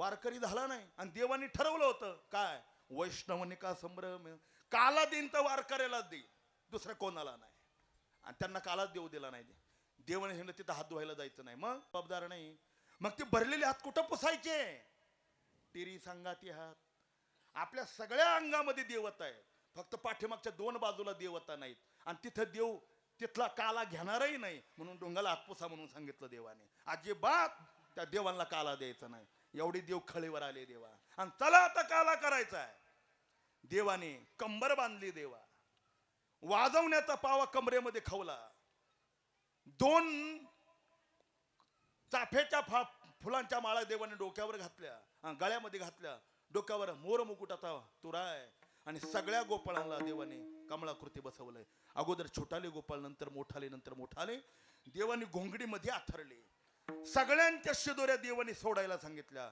खडके सोडियल्या मोठा आजीचा हे काला गोमटा देवाने सगळ्यांच्या शिदोऱ्या एकत्र केल्या आणि तो काला देत असताना भगवान देहुडा उभे राहिलेत बघा राम अवतारात उजवा पाय डावा पाय पुढे आणि उजवा पाय मागे पांडुरंग अवतारामध्ये समपाय करकटी पण कृष्ण अवतारामध्ये भगवान देवडा चरण असा उभा आहे देवडा चरणे वाजवितो वेणू गोपिकार म्हणू स्वामी माझा अशा प्रकारे भगवान देवडा उभे राहिलेत सगळ्यांच्या शिदोऱ्या देवाने एकत्र केल्या आणि तो काला हातामध्ये घेतला कसा दिला शुकाचार्य सांगतात बेबरद बेणू म्हणजे ठरपटयो हो शुंगवे त्रिच कक्षे वामे पानो मर्सन कवलम तत्फलान्यंगुलीषु तिष्ठन्मध्ये स्वपरिसुरदो हासयन् नर्म विश्वये स्वर्गे लोके मिषति बुभुजे यज्ञ बुगबाल केले पुंडलिक वरद हरि विठ्ठल श्री ज्ञानदेव तुकार गोपाल कृष्ण भगवान की जय.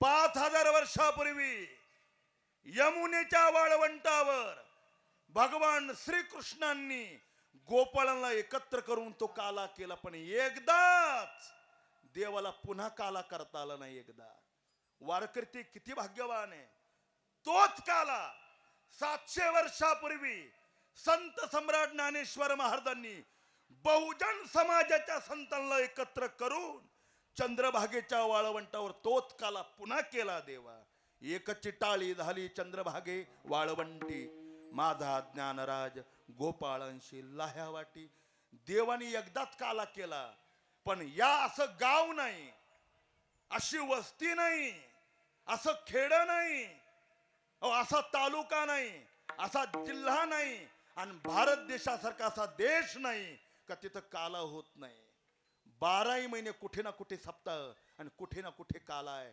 वारकरी संप्रदायातला हा विशेष देवा का बहुजन समाजातले संत ज्ञानोबांनी एकत्र आणले तुम्ही जात सांगा मी संत सांगतो कबीर मोमीन लथिप मुसलमान शेनाना वेदान विष्णुदास सगळ्या जाती धर्मातले संत ज्ञानोबांनी एकत्र केले देवा मिळविली मानदी वैष्णवांची आणि तो काला केला तो काला आई साहेबांच्या दरवाजात भक्तश्रेष्ठ हनुमंतींच्या या प्रांगणामध्ये आपल्याला ही प्रथम वर्ष हा काला आणि सेवन करायला मिळतो भाग्यवान आहात मला कळालं ते खूप आनंद झाला वारकऱ्यांनी सप्ताहाचं संयोजन करावं यात काय विशेष आहे या भारत देशातली माती अशी का तरुणांना सुद्धा सप्ताह करण्याची प्रेरणा मिळते याचं नाव भारत देश आहे देवा तरुणांनी म्हणावं हे तमाशेन वगैरे हे नको सप्ताह करायचा आपल्याला दिनत्रय महोत्सव या ठिकाणी संपन्न केला भगवान करो आई साहेबांचा आपल्याला अशाच आशीर्वाद लाभो आणि जोपर्यंत चंद्र आणि सूर्य आजपासून केलेला काला तोपर्यंत आपल्याला प्राप्त हो आणि आपल्याला आयुष्य मिळावं आरोग्य मिळावं समाधान सौख्य मिळावं आणि श्रीमंती आपल्या चरणाजवळ नांदावी आणि तरुणांनी मोठ्या उत्साहाने प्रेरणादायी अशा प्रकारचं जे काम केलंय असंच काम परमार्थिक काम देशाच्या संरक्षणाचं काम धर्माच्या संरक्षणाचं काम आपण करावं वाईट वाटतं देवा आपले काही भागातले तरुण इतके झोपलेले आहेत गुटखा तंबाखू सिगारेटच्या व्यसनामध्ये एवढे गडप झाले का देशाच्या आणि धर्माच्या आणि संप्रदायाची सेवा करण्यात ते विसरून गेलेत संतांनी ऋषी मुनींनी महापुरुषांनी या देशाची या धर्माची आणि या संप्रदायाची सेवा करण्याची आणि संरक्षण करण्याची जबाबदारी आपल्यावर दिली आता जागा रे भाईनो जागा काळ निदला नाड तसे भागा. म्हणून तरुणांनी जागा व्हा. जसे असे तरुण पेटले ना, काही ते सप्ताह झाला, असे गावगावचे तरुण जागे झाले पाहिजे. देशाची, धर्माच्या आणि संप्रदायाची सेवा त्यांच्या माध्यमातून घडली पाहिजे. आपणा सर्व भाविकांच्या सहकार्यातून हा खूप अशा प्रकारचा सुंदर सुवर्ण अक्षरावर लिहावा अशा प्रकारचा श्रद्धेने आपण केलेला हा दिनत्रय महोत्सव या ठिकाणी संपन्न झाला. या सेवेकरता वारकरी शिक्षण संस्थेचे छोटे छोटे बालभागवत या ठिकाणी सेवेकरता उपस्थित आहेत. चांगल्या प्रकारचे मृदंग वादक आहेत, सुंदर प्रकारचे हार्मोनियम वादक आहेत, परिसरातील कीर्तनकार, प्रवचनकार, कथाकार आणि पोटच्या मुलापेक्षा वारकरी संप्रदायावर आणि संत सम्राट ज्ञानेश्वर आणि तुकाराम महाराजांवर प्रेम असलेले आपण सर्व भाविक आपणा सर्वांच्या चरणारविंदी हृदयपूर्वक वंदन करतो. आणि या सेवेकरता या अभंगावर जे चिंतन केलं तो माझ्या स्वतःच्या बुद्धीचा विचार नाही. स्वानंद सुखनिवासी गुरुनाम गुरु सद्गुरु जोग महाराजांच्या वारकरी शिक्षण संस्थेमध्ये आम्ही 4 वर्षाचं अध्ययन केलं. आले या कपाळा थोडे बहु जे योग्य ते जोग महाराज वारकरी शिक्षण संस्थेचे. बोलण्याच्या ओघामध्ये एखादं वाक्य जर आजागळ गेलं असेल तो माझ्या वाणीचा दोष. मातृपितृ अंतकरणाने आपण मला क्षमा कराल अशी सद्भावना व्यतीत करतो. आणि झालेली चिंतन सेवा अलंकापूर निवासी साधकांचे मायबाप, ज्ञानियांचे राजे वैष्णवा गर्गणी, अखंड समाधी धन विश्व माऊली ज्ञानोबराय, जगद्गुरु श्री तुकोबराय आणि आईसाहेबांच्या चरणारविंदी प्रार्थना करून माझी सेवा समर्पण करतो. तुझे केले तुमच्या समर्पणी पायी झालो उतरा ये पांडुरंगा, शेवे माझे जमाधरा कृपा करा. शेवटी विठ्ठल जय जय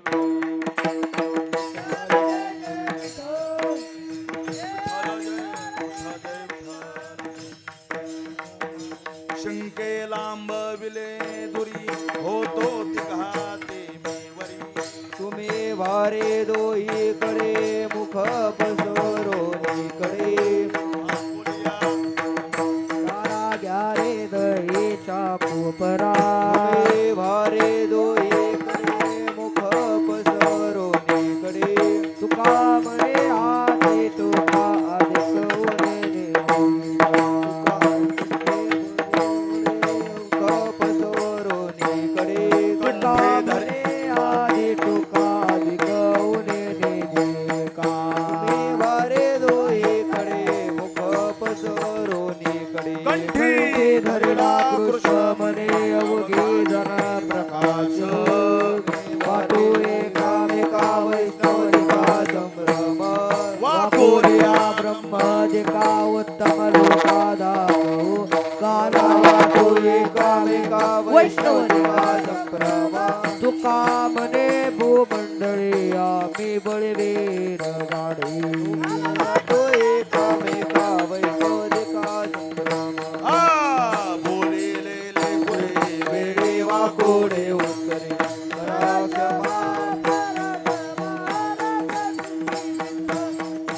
नाही विचारिला अधिकार आपला तुका म्हणे ज्ञानेश्वरा राखा पाया पैकी करा.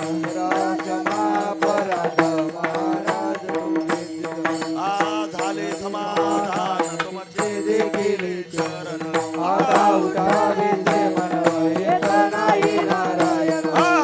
सुरुवात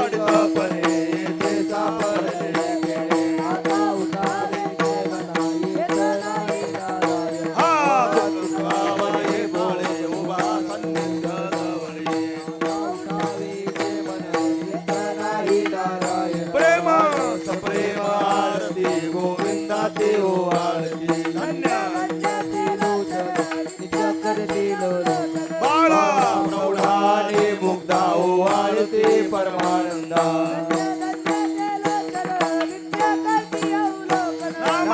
म्हणे केशवाते ते पुणे राहिलो सतती.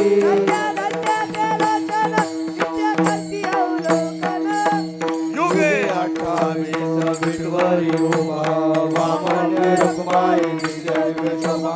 कुंडलिका बेटी परब्रह्माने चरणी वाई भीमा उतारी जगा. जय देव जय देव जय पांडुरंगा वाई पांडुरंगा रुक्माई वल्लभ राईच्या वल्लभ पावे झुलगा जय देव तुळशी माळा गळा करते उनगटी माझे पितांबर तुला लाटी देवा सर्व निश्चयची भेटी गरुड हनुमंत पुढे उभे आहे जय देव जय देव जय पांडुरंगा ओ हरी पांडुरंगा रखमाई वल्लभ राईच्या वल्लभ पावे झुलगा जय देव जय देव. आषाढी कार्तिकी भक्तजन येते ओ साधू संत येते चंद्रभागे माझ्या नामेली करते दर्शन वेळा मात्र तया होय भक्ती विश्वासी नामदेव भावे भावे वाळती जय देव जय देव जय पांडुरंगा ओ हरी पांडुरंगा रखमाई वल्लभ राईच्या वल्लभ पावे झुलगा जय देव. हे आराधे राजा कैवल्य तेजा सेवती झालू संत मनो वेदना माझा आरती राजा लोपले जागी तर नदी बोले अवतार पांडुरंग नाव ठेविले जाणी आरती राजा महाकैवल्य तेजा सेवती झालू संत मनो वेदना माझा आरती राजा प्रगट गुह्य बोले विश्वा ब्रह्माची केले राम जनार्दन पायी मस्तक ठेवले आरती राजा महाकैवल्य तेजा सेवती झालू संत मनो वेदना माझा आरती राजा आरती तुकारामा स्वामी सद्गुरु रामा सच्चिदानंद मूर्ती पाय दर्शनी आरती तुकारामा राघवे सागरात पाचान तारिले तैस तुकोबाचे भंगार शिले आरती तुकारामा स्वामी सद्गुरु रामा सच्चिदानंद मूर्ती पाय दर्शनी आरती तुकारामा खाली लोटांगण वंदन करण प्रेमे आलिंगनानंद पूजन हेच व्हावे माझी आस जन्मोजन्मी तुझा दास धरिता वार करे वारी चुकोन द्यारी संत संग सर्व काळ अखंड प्रेमाचा कल्लोळ धरिता वार करे भागे स्नान तुका माझी चिदान पंढरीचा वार करे वारी चुकोन द्यारी आकल्पायुष्य व्हावे तया कुळा माझ्या सकळारीच्या दासा कल्पनेची बाधा न हो कवने काळे ही संत मंडळी सुखी असो अहंकाराचा वारा न लगो राजसा माझ्या विष्णुदासा भाविका रामा म्हणे तया सावे कल्याण जन्ममुक्तीदान पांडुरंगा मागणे ते एक तुझ प्रती आहे देशील सरी पाहे पांडुरंगा या संताशी निर्वी हेच मद दे अनेक तुझे काही न मागो देवा का म्हणे आता उदाच होई मज ठेवी पाये संत या संताशी निर्वी हेच मद दे अनेक तुझे काही न मागो ज्ञानदेव तुकाराम ज्ञानदेव तुकाराम ज्ञानदेव तुकाराम ज्ञानदेव तुकाराम ज्ञानदेव तुकाराम देव ज्ञानदेव तुकाराम तुकाराम तुकाराम तुकाराम तुकाराम